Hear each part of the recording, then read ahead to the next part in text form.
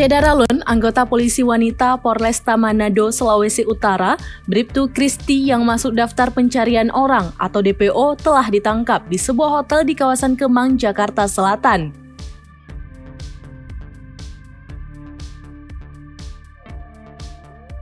Sebelumnya, Bribtu Kristi sempat dikabarkan hilang dan viral di media sosial.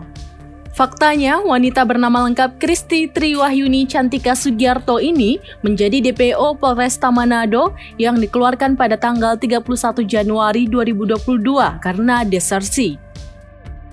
Kini Bribtu Kristi sudah diamankan oleh Polda Metro Jaya.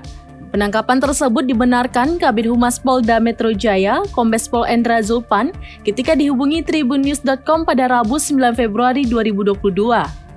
Penangkapan Bribtu Kristi berdasarkan surat penerbitan DPO yang dikeluarkan 31 Januari lalu karena desersi.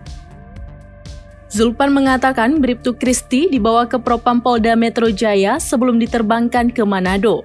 Selanjutnya, ia akan diperiksa secara kode etik oleh Polda Sulawesi Utara.